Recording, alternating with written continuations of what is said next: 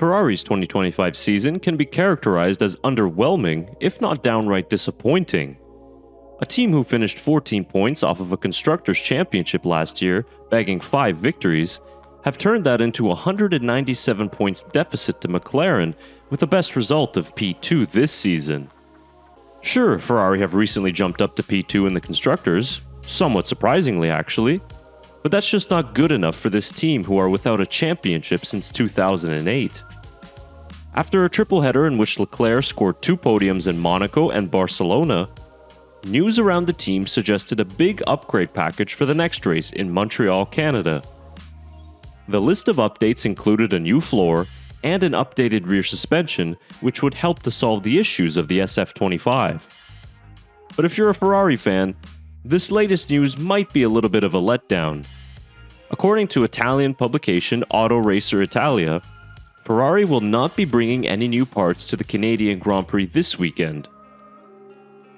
Following the triple header, Ferrari's technical team decided that the work will be done in the simulator to optimize the setup for the current package at a circuit in which they have struggled at in the ground effect era.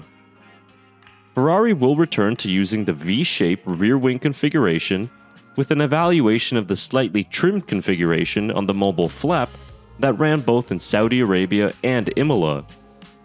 We head to Canada, which is a semi-street circuit with many straights and heavy braking zones, a traditional stop-and-go circuit where traction and braking is essential. The SF25's main weaknesses this season has been a narrow and unpredictable setup window, which is heavily dependent on compromises in order to avoid excessive plank wear that led to their double disqualification in China. The rear suspension appears too soft, causing instability under load. This affects ride height and exacerbates plank wear and tire degradation. The next round of updates for the SF25 aims to tackle these issues, but it will not start in Canada. This is likely due to the fact that it's a one-off flyaway race at a circuit which is unique in its characteristics. Ferrari's upgrades will be likely to appear at the next few races in Austria or Silverstone. This way it's much easier to ship parts to the track in case of damages, and also assess the effectiveness of these upgrades at more traditional circuits. The Canadian Grand Prix, however, will offer us another chance to assess the effects of the new technical directive. Despite McLaren's dominance in Spain, we now move to a track with totally different characteristics and also conditions that expect to be much cooler.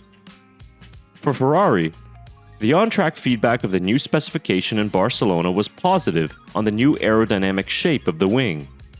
The loss of efficiency generated by the increased stiffness was partially compensated by the new aerodynamics thanks to what we know to be a more efficient outwash.